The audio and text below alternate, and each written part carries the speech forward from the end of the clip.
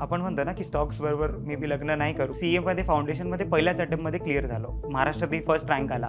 मग गेल्या वेळेसचा अनुभव चांगला आहे. मग आपल्याला वाटतं अरे हा परत 900 होईल आणि आता नवीन स्टोरी कळते की यावेळेस तो बहुतेक 1200-1500 होईल. पण मार्केटला आपल्याला काहीतरी शिकवायचं होतं. घेतल्या दुसऱ्या दिवशी लोअर सर्किट लागला स्टॉक. तर मग मी ती कंपनी पिक करेल की त्यांनी असं काय आउट परफॉर्मन्स दाखवलं ज्यांनी त्याचं मागच्या वेळेसपेक्षा यावेळेस दुप्पटनी अर्निंग पर शेअर वाढलंय. हे बघतो की स्टॉक स्ट्रेंथ मध्ये आहे का.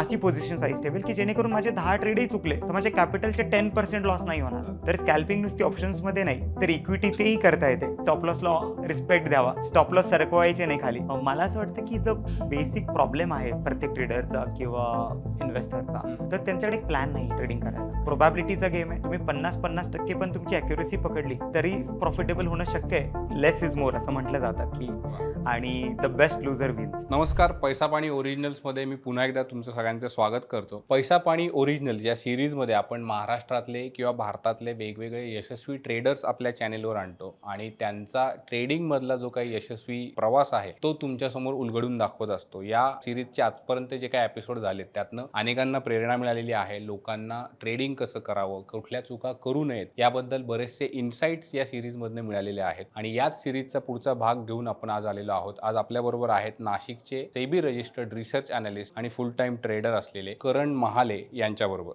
सर, तुमचं पैसा पाणीमध्ये स्वागत. थँक्यू. करण महालेंबद्दल थोडीशी माहिती मी देतो. आपण जास्त सविस्तर माहिती ते स्वतःच सांगणार आहेत. पण सर नाशिकमध्ये राहून स्वतः आता ट्रेडिंग करतात. ते सेबी रजिस्टर्ड रिसर्च अनालिस्ट आहेत. ते चार्टर्ड अकाउंटंट सुद्धा आहेत आणि गेली जवळपास ते 10 ते 12 वर्ष सक्रियपणे ट्रेडिंग करत आहेत. मार्केटमध्ये सक्रिय आहेत. आज आपण त्यांचा प्रवास जाणून घेणार आहोत. चला तर सुरुवात करूयात. करण सर, मला सगळ्यात पहिला प्रश्न असा आहे की थोडंसं तुम्ही स्वतःबद्दल माहिती द्या आमच्या दर्शकांना. तुमचं कौटुंबिक पार्श्वभूमी काय आहे, शैक्षणिक पार्श्वभूमी काय आहे आणि मग आपण पुढच्या प्रश्नांना सुरुवात करूया. तर मी मूळचा नाशिकचाच आहे. पॅरेंट्स आणि माझं शिक्षण सगळं नाशिकमध्येच झालं आहे. शाळेत असताना तसंच म्हणता येईल की एवढा ब्राईट स्टुडंट नव्हतो आणि 10वी क्लिअर झाल्यानंतर आनंद सगळ्यात जास्त माझ्या पॅरेंट्सला झाला. आणि मार्क्स असे होते की असं वाटायला लागलं की सायन्समध्ये जावं की नाही. कॉमर्स हा एक बेस्ट ऑप्शन वाटला आणि कॉमर्समध्ये आल्यानंतर अचानक इंटरेस्ट अकाउंटिंगमध्ये जास्त आला की मला शाळेत असताना जे टॉपिक्स थोडे जड जात होते, अल्जेब्रा, जॉमेट्री, बरेच स्टुडंट्स असतात माझ्यासारखे ज्यांना हे कठीण जातात, त्यांना अकाउंट्स आवडायला लागलं. तसं मलाही अकाउंट्स खूप आवडायला लागलं. मार्क्स चांगले मिळायला लागले 11वीत. तेव्हाच डिसिजन घेतलं की जो बेस्ट कोर्स आहे कॉमर्सचा तो अटेम्प्ट करूया. आणि 12वीत असताना कॉमर्समधला थोडा प्रवास फाउंडेशनचा, सीए फाउंडेशनचा सुरू केला आणि तो चालू असताना क्लासेस केली.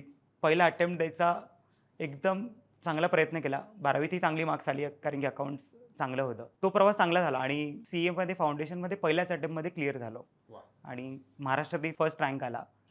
तेही सगळी अकाउंट्सचीच एक जादू होती आणि तो इंटरेस्ट इतका चांगला डेव्हलप होत गेला. मग डाऊट नाही वाटला की सीए होईल का नाही.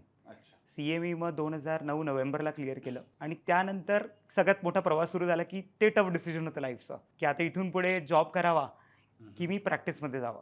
कारण की तोपर्यंत आयुष्य सिंपल होतं की अभ्यास करत राहू, इथपर्यंत आपल्याला पोहोचायचं आहे. यानंतरचं आयुष्य क्लिअर नव्हतं की काय करायला हवं. अशाच वेळेस मला माझे आता जे रिसेंट माझे पार्टनर आहेत महेश शाह, ते मिळालेत आणि त्यांना भेटून ते इन्स्पिरेशन मिळालं की मी प्रॅक्टिस करायला हवी आणि मग मी जॉबचं सोडूनच दिलं. आणि जसं एज्युकेशन चालू होतं सीएचं पण, सीएचं एज्युकेशन करत असताना आपल्याला माहिती स्टॉक मार्केटमधला मी सगळ्यात मोठा आपण फॉल म्हणतो, रिसेशन म्हणतो, लेमॅन ब्रदर्स 2008मध्ये आलं. ते बघितलं कारण की मित्र करत होती ॲक्टिव्हली ट्रेडिंग. मी थोडं फोकस्ड होतं कारण की मला सीए क्लिअर करायचं होतं. क्लिअर झाल्यानंतर मी माझा प्रवास सुरू केला की मित्रांचा सपोर्ट होताच आणि म्युच्युअल फंड इंडस्ट्री नव्याने चालू होती. ऑप्शन्स आणि फ्युचर्स एवढे ॲक्टिव्ह नव्हते 2011-10 मध्ये. तर स्टॉकमधनं इन्व्हेस्टमेंट चालू केली आणि म्युच्युअल फंड्समधनं इन्व्हेस्टमेंट स्लोली स्टेडीली चालू केली. प्रॅक्टिस थोडा मेन फोकस होता पण हळूहळू जर्नी तशी चालू झाली. मगाशी तुम्ही म्हणालात की 10वीत मला पुरेसे मार्क नव्हते की सायन्सला जावं. मग असं एक उत्सुकता म्हणून की असे किती कमी मार्क होते बाबा? पहिल्यांदा मी असं म्हणेल की मला 60+ पर्सेंटेज आले 10वीला. तोपर्यंत स्कूलमध्ये मला कधी एवढे पर्सेंटेज आले नाही. थोडं टफ जायचं असं मी म्हणेल. मे बी मला ते बाकीचे विषय त्यावेळेस. अच्छा. पण मग तो धक्का आपल्याला कुठेतरी लवकर बसला आणि त्यातून आपण लवकर मी तेच म्हटलं की मग मला इंटरेस्टिंग जी फील्ड होतं. आपण म्हणतो ना की मे बी बऱ्याचदा आपल्याला जे आवडतं ते आपण करायला हवं. तर त्यावेळेस ते क्लिक होत नव्हतं की मला नक्की काय आवडत होतं. आणि अकाउंट्स ज्यावेळेस किंवा कॉमर्स आल्यानंतर मला जो अचानक इंटरेस्ट आला, कळायला लागलं की हे मला सूट होतंय किंवा हे माझ्या नेचरला मॅच होतं आणि मला याची अंडरस्टँडिंग लवकर येते. मग तसा तो फ्लो चालू झाला अचानक. ती कुठेतरी एक सेल्फ डिस्कवरी म्हणता डिस्कव्हरी येईल म्हणता त्याला. येईल. वा. मग आता 10वी झाली, 12वी झाली. 12वीत असताना अकाउंटिंगमध्ये इंटरेस्ट आला, CA झालं. मग आता तेव्हा कुठेतरी स्टॉक मार्केटला, म्युच्युअल फंड वगैरेच्या थ्रू तुम्ही छोटासा प्रवास सुरू केला. पण मग आता हा प्रवास तिथून ते आज एक नाशिकमधले यशस्वी ट्रेडर, हा जो प्रवास आहे याची सुरुवात मग किंवा स्टॉक मार्केटमध्ये एंट्री कशी झाली तर थोडंसं. तर आपण असं म्हणू स्टॉक मार्केटमध्ये एंट्री तर जसं प्रत्येक एक ट्रेडरची होते की बिगिनर्स लक आपण म्हणतो. आपल्याला काही काही स्टॉक्समध्ये चांगले प्रॉफिट होतात. आपण त्या स्टॉकमध्ये इन्व्हेस्टमेंट करतो. CA झाल्यामुळे एक ॲडव्हान्टेज होता की बरेच मित्र जे बरोबर CA करत होते ते मुंबई पुण्याला जॉबला गेलीत. काही कलिग्स होती ते मोठ्या मोठ्या कंपनीजमध्ये, मोठ्या मोठ्या फर्म्समध्ये ऑडिटर झाले, चांगल्या पोस्टला होते. तर आपण म्हणतो ना फ्रेंड्सच्या मग ॲडवाईस मिळायला लागतात की अरे Correct. मित्रा ही इन्व्हेस्टमेंट कर, हे कर. आपण भेटतोच, म्हणजे आपण चाय पे चर्चा म्हणतो तशी अशी चर्चा घडते आणि हळूहळू ते तुम्हाला सजेशन्स देतात की तुम्ही हे करायला हवं, या कंपनीत इन्व्हेस्ट करायला हवं. तसे इन्व्हेस्टमेंट चालू झाली. 2015-16 पर्यंत तर चांगले स्टॉक मार्केटनी प्रॉफिट्स दिले असं वा. म्हणता येईल. आणि आम्ही एक पर्टिक्युलरली एका स्टॉकचा संदर्भ घेईल की आम्ही एका स्टॉकमध्ये इन्व्हेस्ट केले. साधारण 500 रुपयाला एका स्टॉकमध्ये आम्ही एंट्री घेतली त्या प्राईसला आणि 900 रुपयाला तो स्टॉक आम्ही विकला काही 1-2 क्वार्टर्सच्या चांगले रिझल्ट आल्यानंतर. बरं. सेम स्टोरी आम्हाला परत सजेशन आलं त्याच मित्राकडनं की अरे नाही, कंपनी खूप चांगली आहे, आपण मागच्या वेळेस इन्व्हेस्ट केलाय. आम्ही तर खूप ॲक्टिव्हली फॉलो नव्हतो करत, म्हणून मग परत त्याच्याकडनं सजेशन आल्यावर बघितलं अरे स्टॉक आता 600ला मिळतोय परत. मग गेल्या वेळेसचा अनुभव चांगला आहे. मग आपल्याला वाटतं अरे हा परत 900 होईल आणि आता नवीन स्टोरी कळते की यावेळेस तो बहुतेक 1200-1500 होईल. बरोबर. तर घेऊया, आपला अनुभव चांगलाच आहे तर करूया. पण मार्केटला आपल्याला काहीतरी शिकवायचं होतं. करेक्ट. घेतल्या दुसऱ्या दिवशी लोअर सर्किट लागला स्टॉकला. वा. स्टडी काही केला नाही. 500 रुपये कसा आला काही माहिती नाही. बरोबर. परत मित्राला फोन करायचा, विचारायचं की काय रे, अरे कंपनी चांगली आहे, काही हरकत नाही, स्टे इन्व्हेस्टेड. बर. आपण म्हणतो ना की स्टॉक्स बरोबर मी बी लग्न नाही करू. लग्न नाही करू. हां. तसंच काहीतरी घडलं. आम्ही हळूहळू 400ला विकत घेतला. जे एक बेसिक इन्व्हेस्टर चुका करतो त्या सगळ्या सगळ्या केल्या. म्हणजे आपण एक शॉर्ट टर्म ट्रेडर होतो. घेतला त्या दिवशी इंटेन्शन होतं की 15-20 दिवसात बाहेर पडू. करेक्ट. पण आपण हळूहळू वॉरन बफेटच्या पावलावर पाऊल ठेवतो असं लक्षात येतं की आपण लॉंग टर्म इन्व्हेस्टर होतो. तो शेअर मी 300, 200 आश्चर्य वाटायला ऐकून शेवटची बाईंग 23 रुपयाला केली. बापरे बापरे बाप. आजही आहे. अरे बापरे. बट या सगळ्या प्रवासातनं मग लक्षात येतं की आपण जेव्हा काही चुका करतोय, मग या चुका का घडल्यात. म्हणजे CA होतो म्हणून लक्षात आलं की मग आपण बेसिक गोष्टींकडे लक्षच नाही दिलं. म्हणजे मी स्वतःसुद्धा एक मोबाईल फोन घ्यायचा आहे तर खूप अभ्यास करून घेतोय की मला फ्रंट कॅमेरा या मेगापिक्सलचा हवा, बॅक कॅमेरा असा हवा, माझ्या रिक्वायरमेंट्स काय मला क्लिअर कट माहिती आहे, मला प्रायव्हसी सेटिंग्स अशा हव्या आहेत, मला त्यामध्ये एवढे बॅटरी बॅकअप हवा आहे, म्हणजे सगळंच मला माहिती आहे. आणि तेव्हा मी एक डिसिजन घेऊन चांगला फोन बाय करतो. पण एक स्टॉक बाय करताना मी काहीच नाही बघितलं.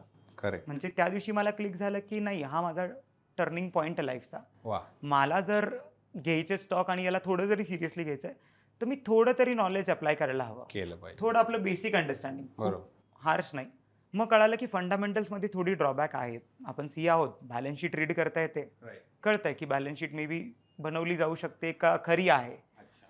बट तरीही 3-3 महिन्यानंतर जर प्रॉफिट अँड लॉस येणार आहे तर मधल्या पिरियडमध्ये जर असं काही घडतंय तर अजून काही आहे का. तर टेक्निकल ॲनालिसिस थ्रू आपण हे थोडं समजू शकतो असं मला लक्षात आलं. आणि मग मी एक लोकली एक CMT आहेत त्यांच्याकडे क्लास केला की मला प्राईस आणि व्हॉल्यूम थ्रू कळू शकतं का की सेलिंग होते आणि ह्यूज सेलिंग आहे किंवा बल्क डीलमध्ये नाव येते की प्रमोटर विकतोय.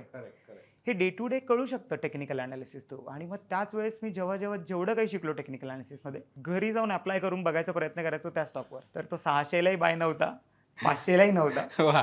खाली तर नव्हताच, नव्हता. 600लाच घ्यायला नव्हतं पाहिजे. पण मग हेच लर्निंग असतं, आपल्याला कुठेतरी पिंच होतं.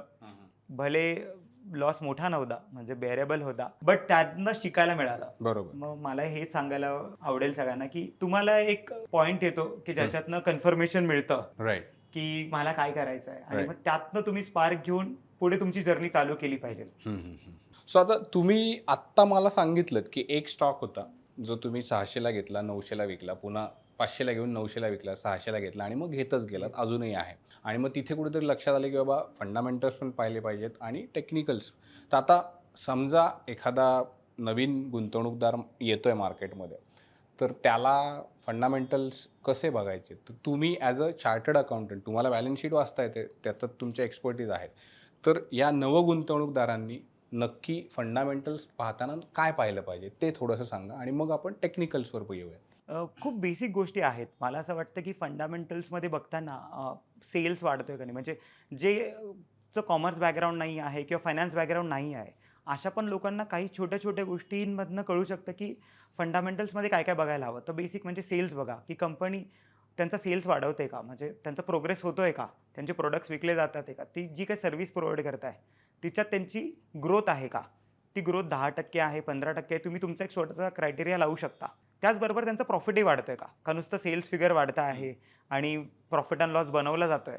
हे तुम्ही त्याच्या नेट प्रॉफिटवरनं बघू शकता, की प्रॉफिट वाढतोय की नाही. त्या व्यतिरिक्त प्रमोटर, जे माझ्या ह्याच्यात थोडी एक अडचण आली, की प्रमोटरनी जेव्हा सेलिंग सुरू केली, तर तो जेव्हा स्टॉक विकत होता, तेव्हा तो स्टॉक कोणी विकत घेतला? प्रमोटरची होल्डिंग किती आहे कंपनीमध्ये? जर तो इन्व्हेस्टेड आहे 70% 60%, म्हणजे लॉस झाला तर आपल्यापेक्षा जास्त त्याला होणार आहे. तर त्याला काळजी आहे त्याच्या बिझनेसची. पण प्रमोटरकडे जर 20-30% आहे, तर या गोष्टी विचार करण्यासारख्या आहेत. तर आपण असं बघायला हवं, की प्रमोटरची होल्डिंग किती, सेल्स किती वाढतोय, नेट प्रॉफिट किती वाढतोय आणि मग काही बेसिक पॅरामीटर्सवर आपण जाऊ शकतो, की अर्निंग पर शेअर जर ज्यांना माहिती आहे, ते ह्या ॲडिशनल गोष्टी बघू शकतात आणि मग त्यातनं एक कन्क्लुजन काढू शकतात, की मला आवडती ही कंपनी किंवा ही कंपनी परफॉर्म करते किंवा प्रॉफिट असताना डिव्हिडंड देते की नाही आणि जर डिव्हिडंड नसेल देत, तर ती कंपनी इन्व्हेस्टमेंट करते का कॅपेक्समध्ये, म्हणजे प्रॉफिट रिइन्व्हेस्ट एक्सपान्शनमध्ये होतोय का? रिइन्व्हेस्ट होतोय का? राइट.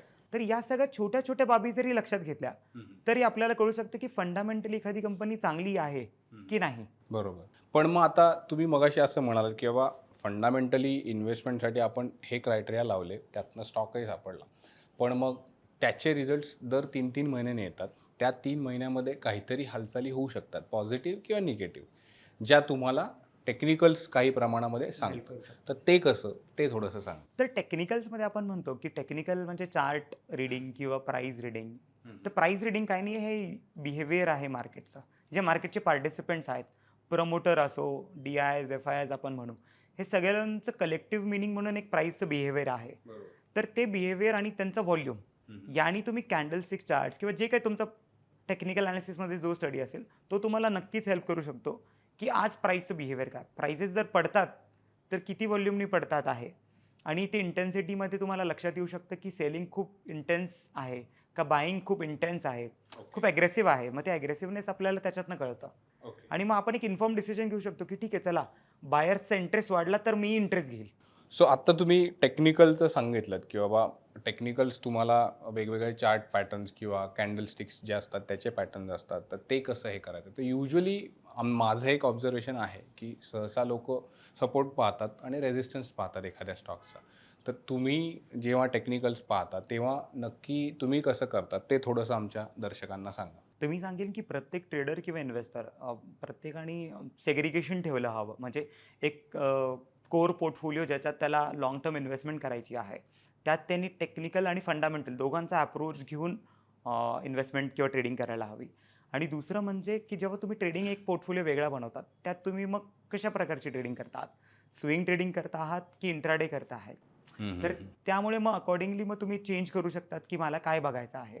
कारण की प्रत्येक गोष्टीकरता एक वेगळे-वेगळे पॅरामीटर्स आणि वेगळ्या-वेगळ्या गोष्टींनी आपल्याला लक्षात येऊ शकतं, की मला काय बघायचं आहे. बरोबर. मग तुम्ही पर्सनली काय फॉलो तर करताय? कोर पोर्टफोलिओमध्ये तर मी फंडामेंटल्सवर जास्त स्ट्रेस देतो. हं, हं. टेक्निकल्स थोडे कमी बघतो आणि जर मी टेक्निकल पोर्टफोलिओबद्दल बोलेल तर स्विंग करता माझ्याकडे वेगळे सेटअप्स आहेत. जसे मी मूव्हिंग एव्हरेजेस आणि आर-एस-आय ओके. खूप वाइडली यूज इंडिकेटर तो यूज करतो. आणि इंट्राडेसाठी म्हणाल तर मग मी इंट्राडेसाठी ऑर्डर फ्लो हा एक म्हणजे ओके. वापरतो.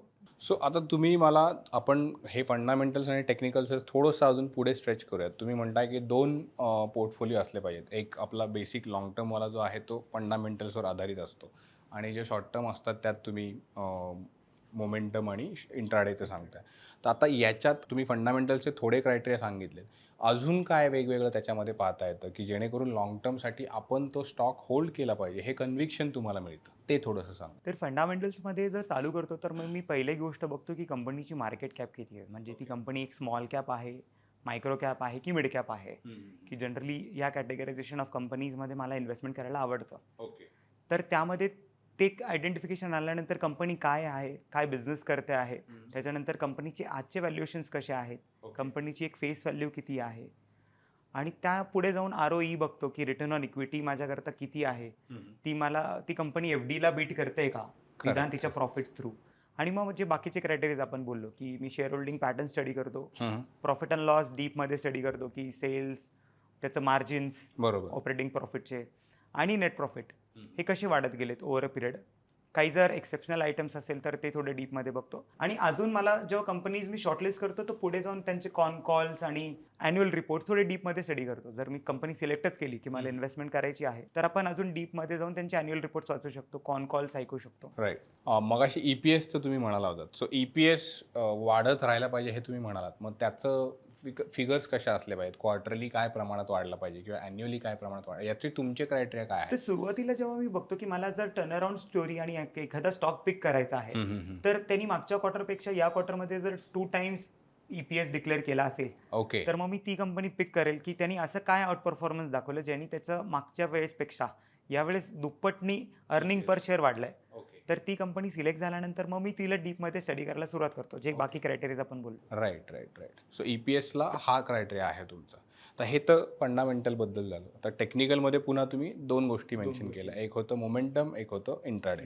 तर थोडंसं मोमेंटमबद्दल आधी मला सांगा आणि मग पुढचं बघू. तर जेव्हा केव्हा मला मोमेंटमचे स्टॉक्स घ्यायचे तर मी त्याला काय करतो, असं सेग्रिगेट करतो की मी पहिले त्याला डेली टाइम फ्रेमवरती जाऊन हे बघतो की स्टॉक स्ट्रेंथमध्ये आहे का, ओके. म्हणजे ट्रेंडिंग आहे का. तर आपण अप ट्रेंड हे शोधू शकतो, तर नॉर्मल मुव्हिंग ॲव्हरेजेस लावू शकतो 20-50. स्टॉक जर त्याच्यावरती आहे तर स्टॉक मोमेंटममध्ये आहे, म्हणजे एक चांगला अप ट्रेंड आहे. आणि मग त्यानंतर आपण त्या अप ट्रेंडमध्ये असं करू शकतो की मी जेव्हा पुलबॅक येईल तर मी पुलबॅकला ॲड करेल. जसं मी म्हटलं की मला RSI बरोबर. यूज करायला आवडतं, तर RSIला मी असं यूज करतो की परत RSI कूल ऑफ झाला आहे, म्हणजे छोट्या टाइम फ्रेमवर जातो, 1 आवरच्या टाइम फ्रेमवर जाऊन चेक करेल की आता हा पुलबॅक कंप्लीट होतोय की नाही. अच्छा. तो 1 आवरच्या टाइम फ्रेमला जर RSI 30-40 परत आलाय ओके. तर मे बी आता एक पुलबॅक कंप्लीट झालाय. छोटं जे एक अप ट्रेंड नंतर काही लोकांनी प्रॉफिट बुकिंग केली असेल तर नेक्स्ट लेग ऑफ मूव्ह साठी मला परत मोमेंटम कॅच करता येऊ शकतो, असं म्हणून मग मी त्याला सिलेक्ट करतो. ओके. पण मग आता हे मोमेंटमचे जे स्टॉक्स असतात, हे रोज हजारो स्टॉक्स असतात. मग इथे तुमचा त्या स्कॅनिंगचा क्रायटेरिया काय असतो की बाबा ह्याच्याकडे बघूयात, हे 10 बघूयात किंवा हे 50 बघूयात तर असं? मग मी टॉप 200 स्टॉक सिलेक्ट करेल निफ्टीमधले आणि ओके. मोमेंटममध्ये त्याच्यातच ट्रेड करेल, कारण की त्यांच्यात व्हॉल्यूम चांगला आहे. ओके. मला असा स्टॉक हवा आहे की मला त्याच्यात लवकर एंट्री आणि एक्झिट्स मिळायला हवे, चांगल्या फील मिळायला हव्या, म्हणजे मला स्प्रेडही नको. ओके. छोट्या जर मायक्रो कॅप आणि स्मॉल कॅप कंपनीजमध्ये मोमेंटम कॅच करायला गेलो तर तिकडे अप्पर सर्किट्स आणि लोअर सर्किट्समुळे इश्यू लवकर येऊ लागतात. शकतात. करेक्ट. तर आपल्याला अशी कंपनीज हव्या ज्यांचे रोजचे व्हॉल्यूम चांगले आहे, Right. मला एंट्री भेटेल व्यवस्थित आणि एक्झिटही चांगला मिळेल, माझे स्टॉप लॉसही ऑनर होतील. ओके. मग आता स्टॉप लॉसचा आलाच विषय, तर मग स्टॉप लॉस मनात असणं आणि स्टॉप लॉस सिस्टीममध्ये असणं याबद्दल थोडंसं सांगा. तर मला नेहमी वाटतं की जी चूक मी केली होती त्यातनंच मी शिकलो की मला असं वाटतं आपल्याला जे दिसतं ते आपण ट्रेड करायला हवं, की अच्छा. नक्की वाटतं. माझे बरेच मित्र मला फोन करतात की मला असं वाटतंय, हां. आणि आपण ऐकतोच की मार्केट वर गेलं तर लोक म्हणतात की खूप वर आहे हां. किंवा खूप खाली आहे. तर लोकांना जे वाटतं ते ट्रेड करतात, बरोबर. तर जे दिसतंय ते नाही ट्रेड करत. तर जे दिसतंय ते तुम्ही ट्रेड करा. जर दिसत असेल की प्राइस वर जाते तर तुम्ही त्या बाजूला असायला हवं. जर तुम्हाला वाटत होतं खाली जायला हवी तर मे बी तुम्ही स्टॉप लॉस घ्यायला हवा, कारण की ते तसं रिॲक्ट नाही करत आहे जे तुम्ही एक्सपेक्ट करत होते. ओके. म्हणजे एरवी आपण म्हणतो दिसतं तसं नसतं, पण इथे मार्केटमध्ये जे दिसतं तसंच असतं तसंच असतं. आणि ते तुम्ही ट्रेड तेच केलं पाहिजे. केलं पाहिजे. वा.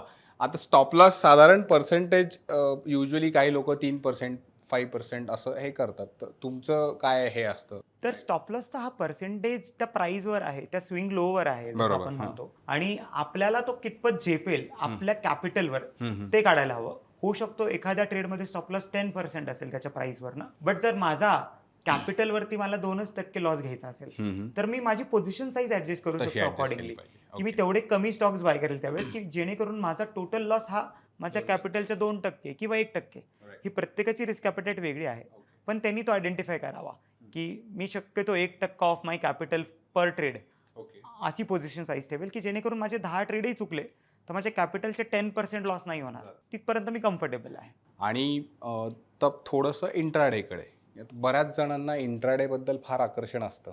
त्यात लॉस होऊ देत, जे काही होऊ देत, पण लोक पैसे टाकत राहतात, तो जात राहतो. आणि त्यातनं अजून तरी मार्केटमध्ये फारशी लोक शिकत नाही आहेत. त्यामुळं मग सेबीसारख्या ज्या काही संस्था आहेत त्यांना मग सगळ्या ब्रोकर्सला सांगून नोटिफिकेशन द्यायला लागतात की बाबा नका करू इंट्राडे किंवा FNO जे काय आहे ते. तर त्याबद्दल काय केलं पाहिजे, काय नाही केलं पाहिजे? तुमचा अनुभव काय सांगतो ते थोडंसं सांगा. इंट्राडेमध्ये तुम्ही विषय काढलाच आहे. तर आजकाल जसे आम्हाला फोन कॉल्स येतात किंवा मेसेजेस येतात, तर लोकांना ऑप्शन्स ट्रेडिंगमध्ये खूप इन्व्हॉल्वमेंट वाढलं आहे. करेक्ट, या करेक्ट. एक्सपायरीज वाढत गेल्यामुळे लोकांना हिरो झिरो ट्रेड आणि हे सगळ्यांमध्ये. तर असं सांगायला आवडेल की ऑप्शन्स हा एकच ऑप्शन नाही आहे वाह! वाह! ट्रेडिंगसाठी. तर तुम्ही बाकीचे पण गोष्टींकडे लक्ष दिलं पाहिजे. इंट्राडेमध्ये स्कॅल्पिंग हे जे खूप फेमस आहे. Correct, correct. तर स्कॅल्पिंग नुसती ऑप्शन्समध्ये नाही, तर इक्विटीतेही करता येते. तुम्ही राईट टूल्स वापरले, स्टॉक सिलेक्शन तुमचा क्रायटेरिया चांगला असला, तर तुम्ही ते तिथेही करू शकता. ओके. बट लोकांना खूप इंटरेस्ट आहे. ते एक ॲड्रेनल रश आहे आपण असं बरोबर. म्हणू ऑप्शन्समध्ये. बट ठीक आहे, तेही करायचं असेल तर तुम्ही चांगले टूल्स वापरा आणि जिथनं तुम्हाला कन्फर्मेशन मिळेल चांगलं आणि जे तुम्हाला कन्व्हिक्शन देईल आणि जे दिसतंय परत तसं सांगेल की तसं ट्रेड करा. ऑप्शन्समध्ये ही तोच प्रॉब्लेम आहे. लोकांना जे दिसतंय ते ट्रेड नाही करत आहे. ते होप ट्रेडिंग करताय की मला हा ऑप्शन इथून इथे जाईल कारण की गेल्या आठवड्यात झाला होता. पण ते तसं दर आठवड्याला होईल असं नाही आहे नक्की. तर म्हणून मग त्यांनी चांगले टूल्स वापरावे माझं असं म्हणणं आहे आणि स्टॉप लॉसला रिस्पेक्ट द्यावा. स्टॉप लॉस सरकवायचे नाही खाली. नाहीतर कॉमन मिस्टेक की लोक स्टॉप लॉस लावतात. प्राइस त्याच्या जवळ आली की आपण परत स्टॉप लॉसला खाली घेतो.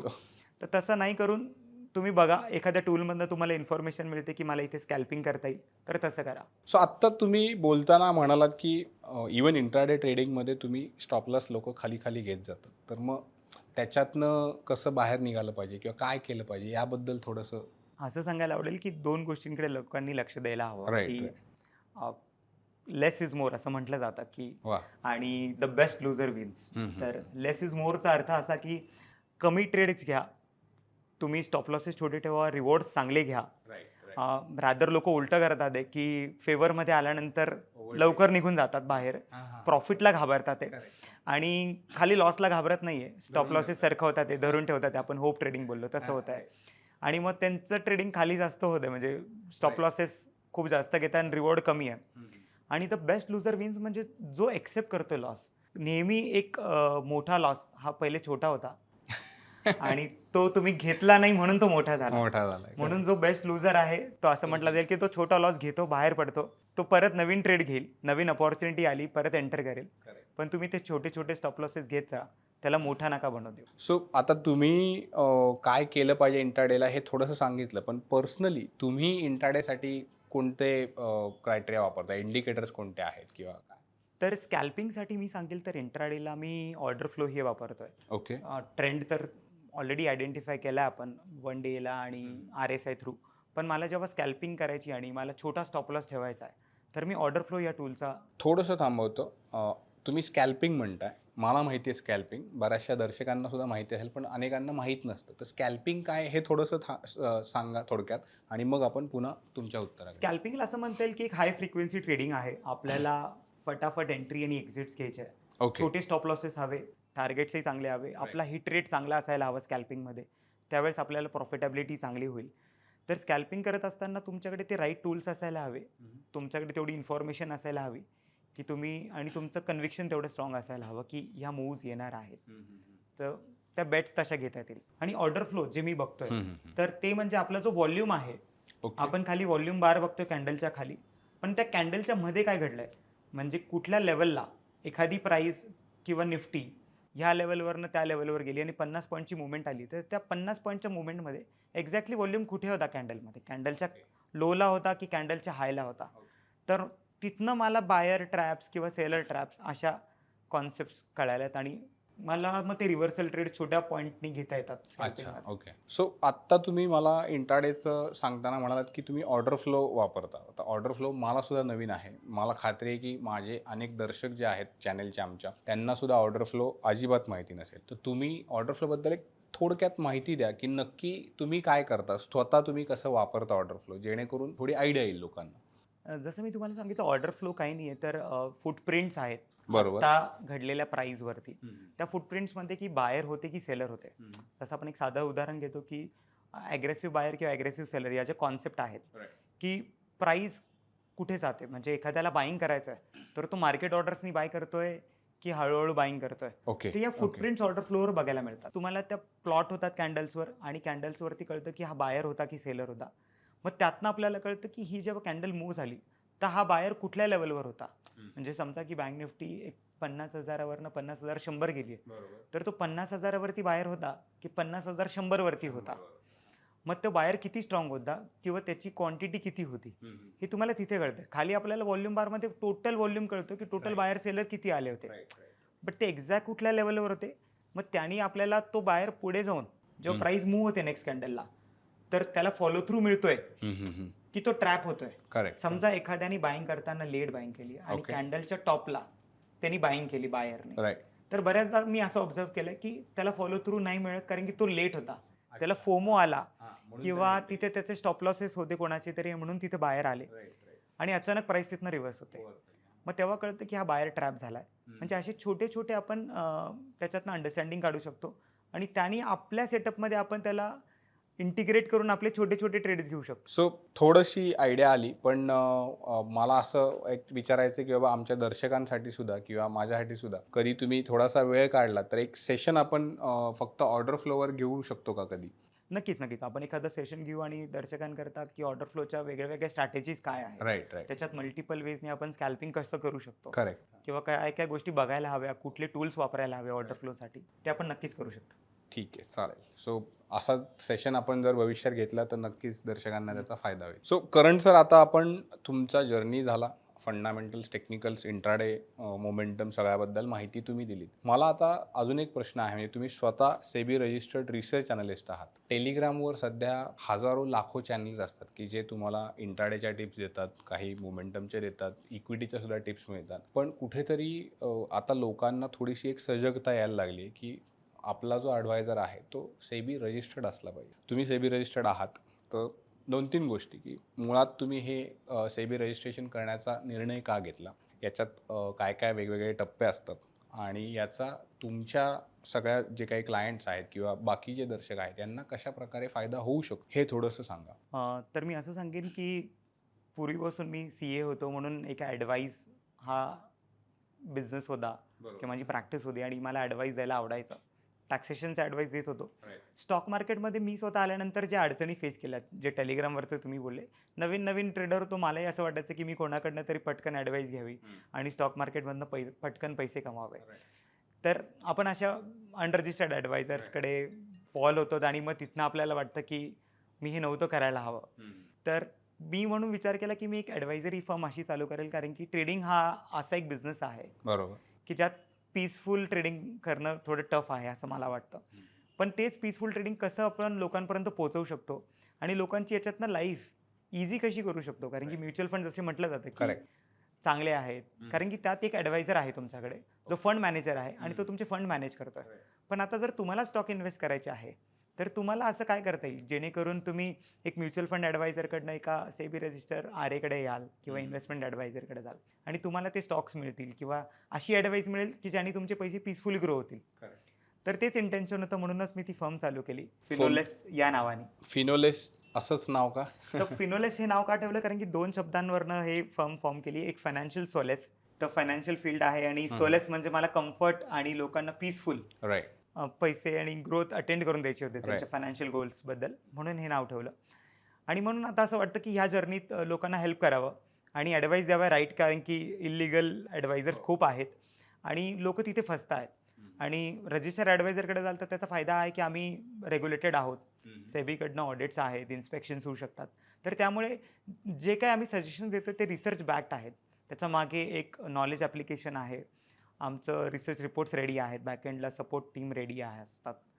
तर डिटेल असल्यामुळे ते सजेशन्स तेवढे आपण म्हणतो ना इंटिग्रिटीनी जातात आणि लोकांपर्यंत त्या भावनेनी पोहोचतात की त्यांनी पैसे बनवावे.